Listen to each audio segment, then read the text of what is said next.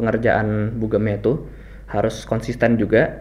Dan yang ketiga itu ada di time management, yaitu dari manajemen waktu, di mana harus udah distruktur lah kurang lebih pengerjaan bab 1, bab 2, bab 3, dan bab 4 sama bab 5-nya.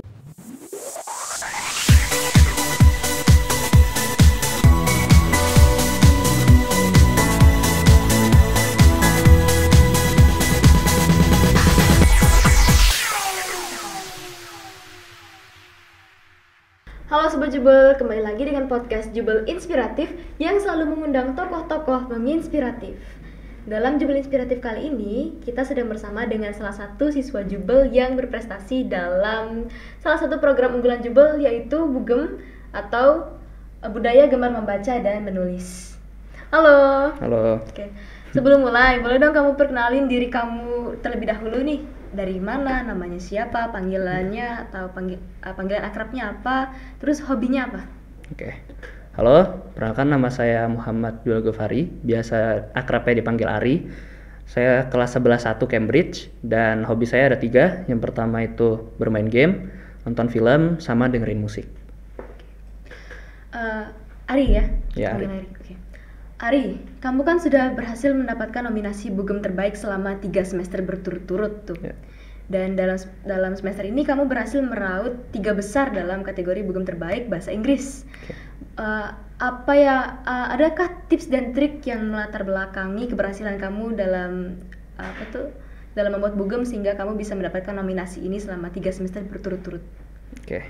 Kalau masalah tips and trik, kayaknya yang pertama itu harus visioner ya. Idenya itu harus kreatif dan inovatif yang beda sama teman-teman yang lain. Jadi biar stand out gitu di antara yang lain. Terus kalau kemungkinan yang kedua itu adalah efisiensi ya, harus efisien dalam pengerjaan bugemnya itu, harus konsisten juga.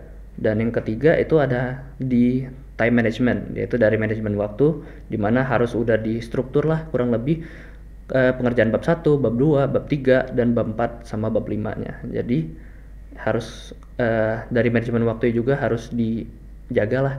Terus yang terakhir kemungkinan adalah ya pede, percaya diri. Oke. Cara kamu bisa tetap konsisten dan juga dapat membagi waktu dalam kerjaan Bugem 1 sampai 5 itu bagaimana? Yang memotivasi kamu untuk tetap disiplin dan konsisten itu bagaimana? Oke. Kalau dari motivasi sendiri kemungkinan ya karena kayak mana ya, judul yang saya pilih itu benar-benar judul yang memang saya ingin lakukan, yang memang ingin saya teliti. Jadi seharusnya dari situ saja kita sudah bisa menyimpulkan harusnya ada motivasi dari dalam diri yang ingin mengerjakan penelitian ini dengan ya seniat mungkin lah.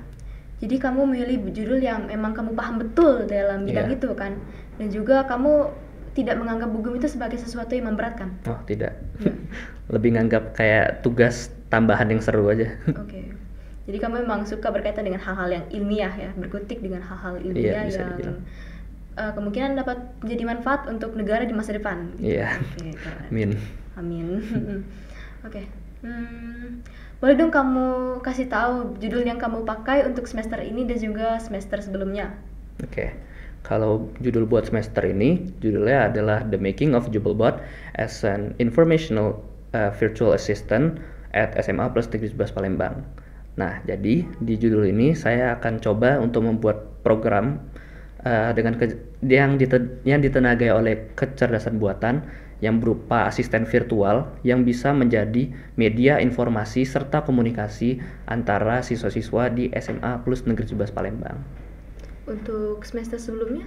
Kalau semester sebelumnya itu judulnya Comparing the Understanding Level of Cambridge Students and Regular Class Students at SMA Plus Negeri 12 Palembang on Data Algorithms and Filter Bubble Effect.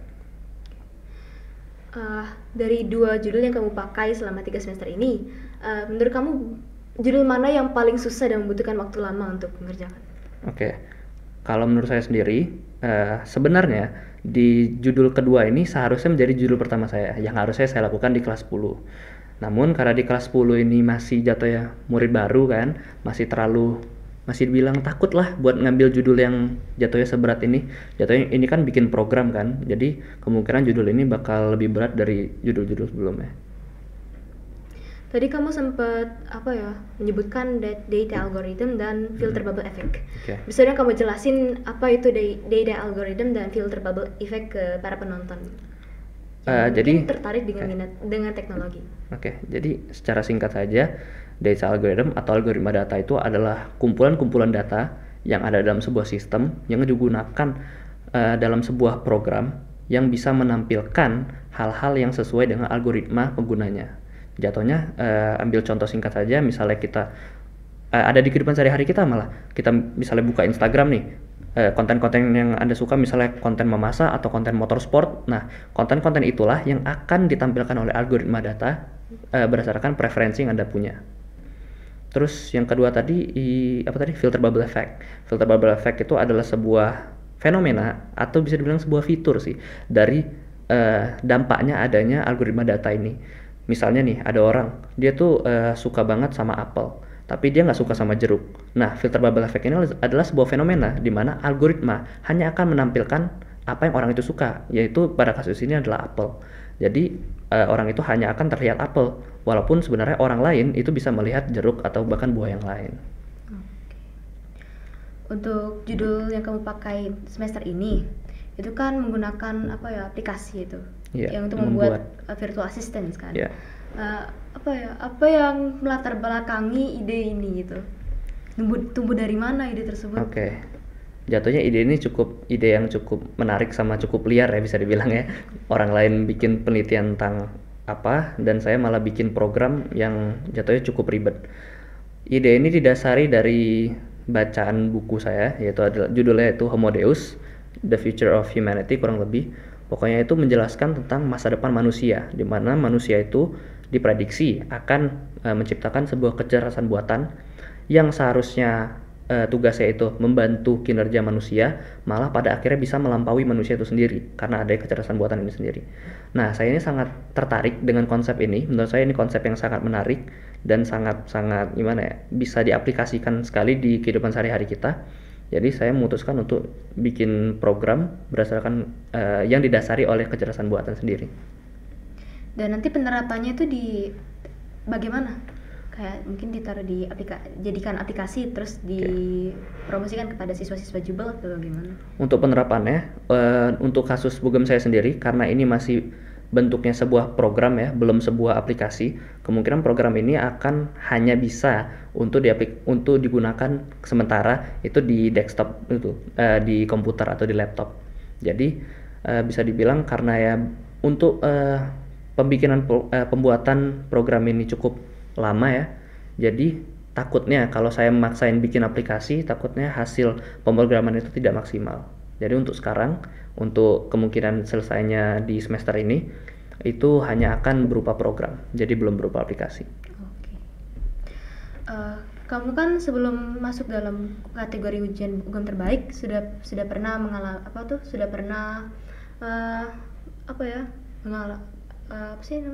melewati ujian Bugem yang umum gitu, bersama dengan teman-teman satu kelompokmu. Bisa dong kamu ceritain perbedaan ketika mengikuti ujian Bugem terbaik dan juga ujian Bugem biasa? Oke. Yang pertama itu kalau dari ujian Bugem biasa ya, itu dari guru-guru yang sebenarnya ya bisa dibilang ada beberapa guru ya yang benar-benar kompeten, yang bisa kita percayai penilaiannya, dan ada beberapa guru yang menurut teman saya bicarakan itu kurang kompeten dalam menilai sebuah karya tulis kan. Jadi kalau perbedaannya jelas, kalau di Bugem terbaik itu oleh 3 suhunya Bugem 17 kurang lebih. Iya. Disebutkan siapa saja itu? Kalau saya ada sebutan sendiri untuk mereka bertiga, yaitu Holy Trinity. The Holy Trinity of Jubel Literature basically. Jadi yang pertama itu adalah Mem Widya Grantina, ya Mem Wid, wali kelas saya sendiri. Yang kedua ada Mem Marwiyah, dan yang ketiga ada Serarpani. Lebih menegangkan mengikuti ujian Bugem terbaik berarti ya, karena guru-gurunya pastinya lebih kritis dan juga berpengalaman dalam menguji Bugem para siswa-siswa di 17. Di antara The Holy Trinity itu, penguji siapa yang menurut kamu paling susah untuk ditangkis gitu?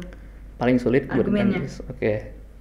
Berdasarkan pengalaman saya udah sekitar 3 kali ya ikut seleksi Bugem terbaik ini yang dites mereka bertiga, di antara 3 suhu ini yang paling sulit bukannya paling sulit ya, yang paling membutuhkan banyak tenaga, pikiran dan emosi itu adalah Memwit. Ya, wali kelas saya sendiri dan kebetulan pembimbing saya sekarang. Memwit ini adalah orang yang sangat bisa dibilang kritis. Jadi pertanyaan-pertanyaan itu benar-benar berbobot dan benar-benar kalaupun dia bertanya, itu dia harus mendapatkan jawabannya. Jadi kita tuh nggak bisa ngomong dengan Memwit tapi nggak ada backup atau bahkan nggak ada isinya. Jadi kurang lebih harus dipersiapkan lah. Kalau nggak ada persiapan dengan Memwit, habis itu. Oke. Kamu berhasil tapi melewatin serangan-serangan dari Mem. Iya, berhasil. Tanpa ada serangan tambahan gitu. Iya, ada beberapa serangan tambahan tapi ya alhamdulillah bisa ditangkis waktu itu. Oke. Untuk ujian Bugem terbaik semester ini membutuhkan waktu berapa lama? Kayak 2 jam atau 3 jam untuk selesai? Yang semester sebelumnya ya maksudnya? Iya, sebenarnya semester sebelumnya dan semester ini kan sudah semester 1. Kayaknya kemarin rata-rata orang 40 menit sampai 1 jam sih. Itu baru sesi presentasi bisa dibilang. Terus ya penjelasan materi karena cukup banyak, tapi karena kemarin sih ada sistem baru di mana bab 2 itu benar-benar gak usah dijelasin. Jadi langsung bab 1 dan bab 3. Tapi ya karena ada beberapa materi yang butuh waktu buat dijelasin, termasuk materi saya sendiri. Jadi ya butuh waktu lah dari 40 menit sampai 1 jam buat satu orang. Dan itu belum sesi tanya jawab. Sesi tanya jawab bisa nambah sekitar setengah jam sampai 40 menitan. Poin yang membuat kamu terpilih menjadi nominasi Bugem terbaik ini apa? Mungkin dari tampilan presentasi atau cara kamu menjelaskan penelitian kamu gimana? Oke. Kalau menurut saya sendiri sih pertama dari ide ya.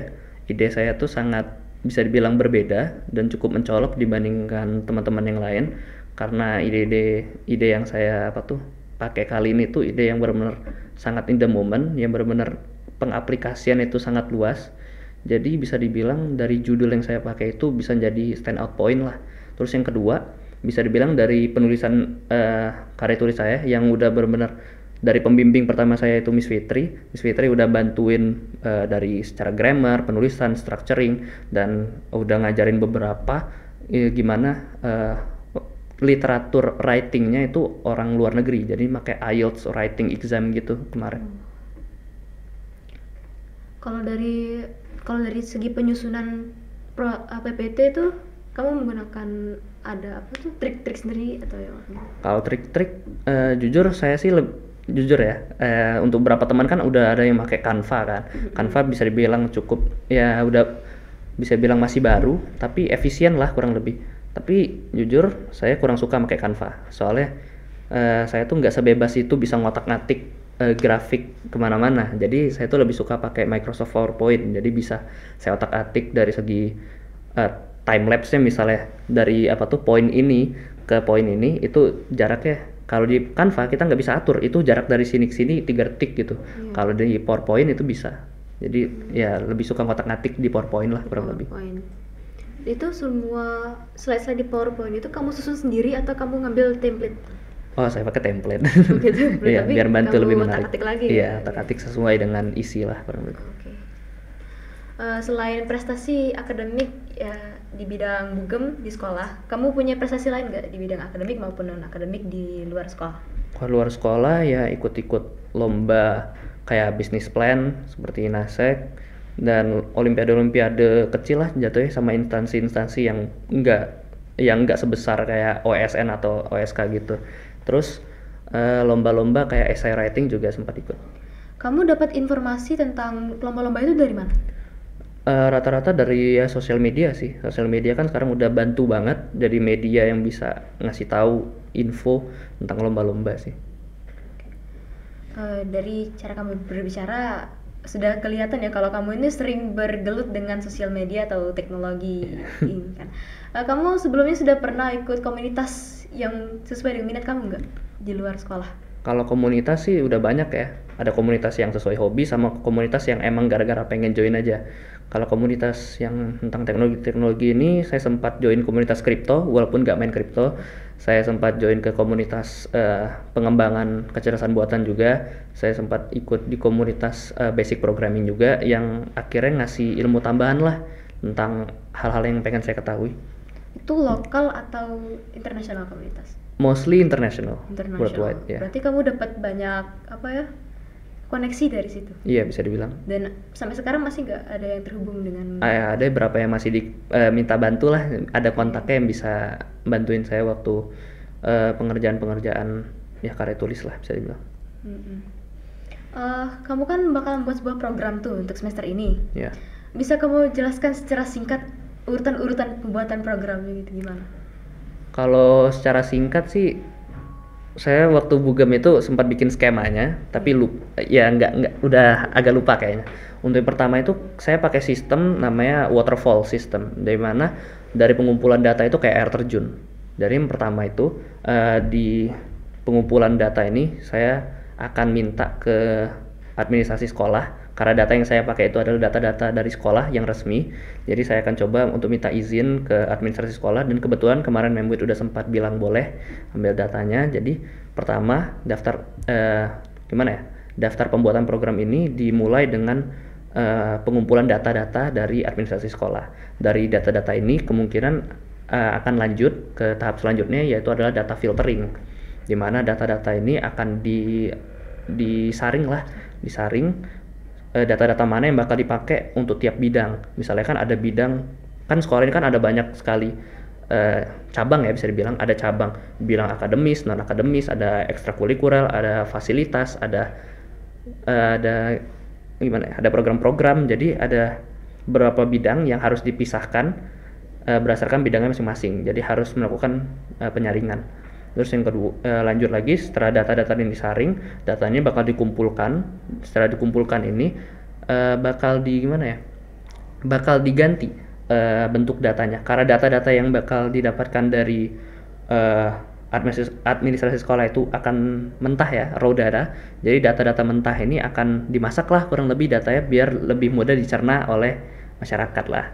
Jadi setelah data-data ini udah diolah menjadi data yang masak, data ini akan dimasukkan ke dalam sebuah program. Nah, program ini sebelumnya sudah saya siapkan dari liburan malah. Liburan saya, karena liburan saya nggak kemana-mana, ya di rumah doang. Jadi sembari nyiapin program lah, tipis-tipis. Udah lumayan, jadi data-data ini tinggal dimasukin aja ke program ini. Jadi orang-orang liburan tuh biasanya mereka guling-guling, itu kamu malah buat program. Iya, kebetulan masih guling-guling, tapi guling-guling itu mikirin program juga masih. Produktifnya keren banget sih ini.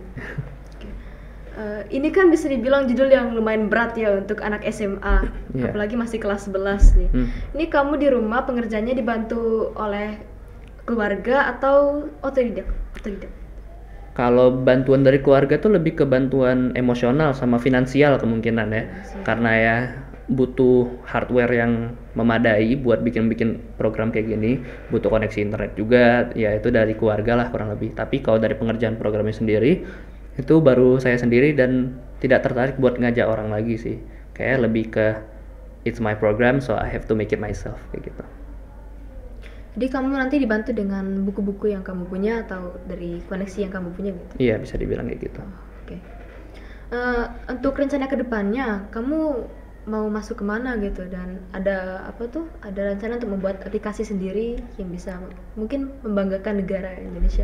Kalau untuk sekarang ya belum terlalu kepikiran ke situ, soalnya ini tuh jatuhnya masih ranah yang coba-coba sih, jatuhnya pengen eksperimen kayak mana ya kalau saya bikin program layaknya Google Assistant, tapi Google Assistant ini ditujukan langsung dan emang benar-benar diperuntukkan untuk siswa 17. Jadi gitu, dari ide-ide itu jadi belum kepikiran lah kalau misalnya mau bikin program yang benar-benar bisa berguna buat masyarakat, itu masih belum kepikiran karena dasar dari pembuatan program ini sendiri didasari oleh kemauan dan keinginan saya sendiri.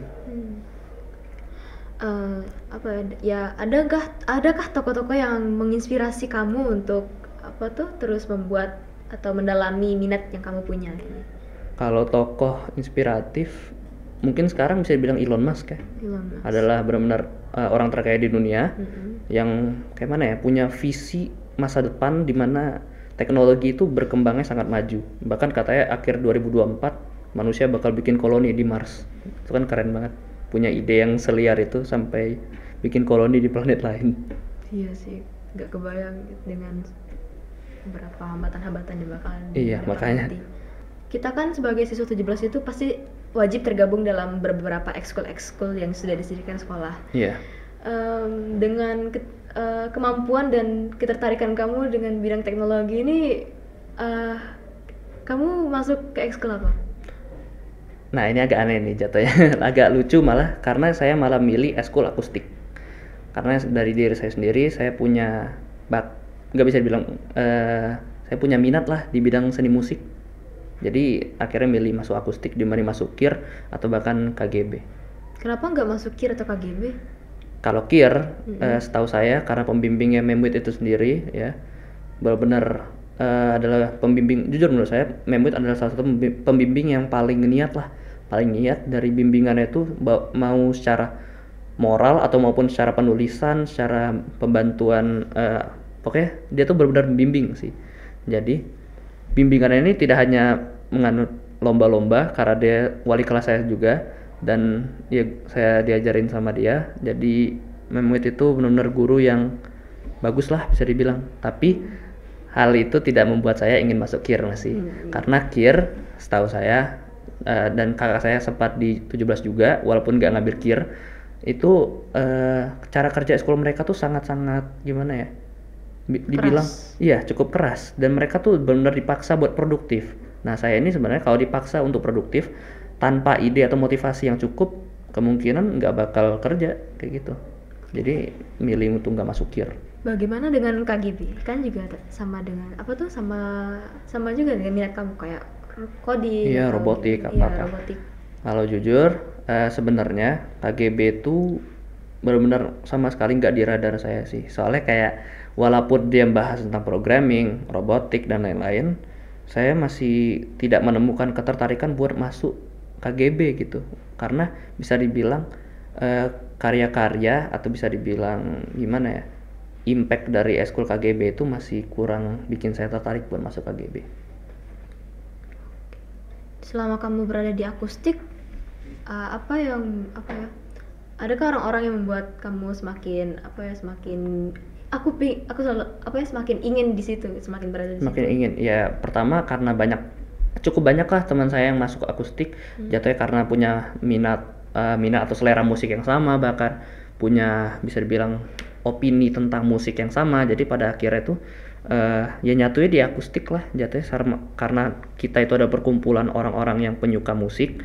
Jadi ya lebih nyatu aja, walaupun genre bisa beda, selera musiknya beda, alat musik yang dimainin beda, dan tingkat tingkat kehebatan atau kejagoannya dalam tiap alat musik itu bisa beda. Jadi itu yang bikin kita nyatu karena kita semua itu suka musik kayak gitu. Tadi sebelumnya aku sudah pernah menanyakan hambatan selama membugem. Belum ya? Iya. Oke. Boleh dong di-share hambatan kamu selama membugem itu dari bab 1 sampai bab 5, 2 semester itu apa aja? Oke. Kalau masalah hambatan ini kembali ke semester sebelumnya sih. Hambatan yang paling saya ngerasain itu adalah pada saat pengumpulan data. Nih, pengumpulan data di bab 4, salah. Di bab 4 ini kan harus, di penelitian saya sebelum itu penelitian social scientific. Jadi itu saya membutuhkan sampel dari jawaban dari sampel-sampel saya. Nah, walaupun sampel yang saya pakai itu bisa dibilang cukup kredibel, dan ya saya tuh cukup milih-milih lah dalam pemilihan sampel, dan walaupun sampel saya cukup sedikit, ya masih ada aja beberapa sampel yang ngisinya tuh ngaret. Jadi menghambat penelitian saya untuk bisa lanjut cepet kayak gitu. Jadi ya bisa dibilang di pengumpulan data sih hambatannya yang paling kerasa. Contohnya kayak apa? Kayak bug atau Bukan bug, hambatan ini lebih ke sampelnya itu belum mengumpulkan data yang saya inginkan gitu. Misalnya waktu saya tuh punya target minggu ini at least 20 sampel selesai. Tapi pada akhir minggu itu cuma sekitar 16 atau 17, masih ada 3 sampel yang belum ngisi. Itu kan bisa menghambat. Biasanya kalau udah nyampe target, biasanya saya udah coba ngitung-ngitung setengahnya gitu, setengah dari sampel yang saya pakai. selama pengumpulan data ini adakah rasa stres atau tertekan gitu? Tertekan, lebih ke enggak sih, soalnya saya yakin penelitian saya bakal selesai dengan tepat waktu lah ya bisa dibilang, walaupun ada beberapa yang ngaret, karena saya yakin ya bisa bilang cukup ngebut lah waktu itu, dianalisis datanya cepet, benar-benar cepet, nggak mikir sama sekali, nggak mikirin yang lain maksudnya, jadi cuma benar-benar ngebugam, iya benar-benar fokus, biar pokoknya selesai on time, terus sesuai keinginan lah datanya. Berarti kamu memang time manajemennya bagus bener ya? Itu udah dilatih dari kecil atau? Kalau masalah time management sebenarnya cukup terbagi ya. Time management ini saya tuh kalau buat hal-hal kayak bugam ini benar-benar harusnya ya udah dipikirin. Soalnya kalau nggak dipikirin takutnya cuma dibiarin terus nggak selesai. Dan time management ini benar-benar selektif sih kalau aku sendiri. Karena ada berapa hal yang aku bahkan sendiri nggak bisa manage, kayak misalnya waktu tidurku bahkan kadang suka ngawur juga. Iya. Sampai jam berapa itu? Iya, kadang cuma tidur 3 jam 4 jam, tapi ya kayak gitu. Sempat udah benerin juga. Kedepannya kamu setelah tamat dari Jubel, kamu mau masuk kemana? Kalau masuk kemana sih jelas kalau PTN Indonesia ya, di 3 universitas top. Yang pertama itu UGM, terus yang kedua UI, yang ketiga ITB. Tapi di antara 3 ini lebih pengen masuk ITB sih. Ya karena ITB itu emang sarang kamu sih. Iya. Sangat teknik. Iya, sangat teknik. Semuanya teknik di situ. Iya, tapi jujur kalau dari diri sendiri sebenarnya pengen nyoba langsung ke luar negeri sih. Kalau ya. Di luar negeri sasaran kamu apa? Universitasnya? Sasarannya at least ya setidaknya itu di Singapura. Di NTU. Itu ITB-nya Singapura lah kurang lebih. Soalnya saya ngerasa tuh di Singapura aja di NTU itu nomor 11 dunia loh tingkat itunya. Soalnya dari 100 universitas terbaik di dunia, nomor 11 tuh ada di Singapura. Makanya jadi kalaupun ke luar negeri setidaknya ngambil ke Singapura sih. Tapi kalau pengennya ke Inggris. Ya, Kenapa? UK. Suka aja dari dulu, aksennya keren banget. Dream job kamu apa? Dream job. Nah, kalau ini nggak tahu sih jatuhnya. Dream job nggak ada dream job. Nggak mau jadi programmer. Programmer ribet. Tapi yang kamu kerjain ini juga sudah ribet. Iya, tapi ini kan jatuhnya saya di sini sebagai peneliti. Jadi bukan yang benar-benar tertuju buat hidup, buat bikin program. Nah, itu enggak. Kayaknya belum nyampe situ. Berarti masih mikir-mikir ke depannya mau gimana. Iya. Ya. Kamu punya minat selain apa? Kamu punya keinginan untuk mendalami hal-hal lain nggak sih selain teknologi dan juga seni? Maksudnya seni musik gitu. Oh, seni musik. Ya dari hobi saya sendiri sih udah jelas salah satu hobi saya itu adalah nonton film. Saya tuh punya mimpi nanti pas udah mapan lah, udah banyak duit, udah ada bisa dibilang income yang gimana ya, yang udah tetap, yang udah stabil. Kemungkinan saya akan buka production house, bikin film. Soalnya emang suka banget sama nonton film. Oke Ari, aku rasa udah cukup nih informasi yang kamu bagikan yang tentunya sangat-sangat bermanfaat ya, menambah pengetahuan baru untuk aku dan juga untuk para penonton sekalian. Sebelum kita tutup, bisakah kamu atau boleh nih kamu bagiin kalimat motivasi atau moto hidup yang kamu pegang kepada para penonton sekalian? Oke, kalau motivasi itu atau moto ya bisa bilang cuma satu yang saya pegang sampai sekarang, yaitu hidup ini berat jadi bawa ringan aja. Artinya mau seberat apapun masalah atau hal-hal yang terjadi di hidupmu, semuanya itu bakal ngalir ke bawah dan semua bakal menemukan ujung dari permasalahan tersebut sampai selesai. Oke, keren banget. Ya. Oke. Terima kasih telah menonton Jubel Inspiratif dan terus saksikan tayangan-tayangan Jubel Inspiratif berikutnya. Belajar bersama, maju untuk semua, kita pasti bisa. Terima kasih.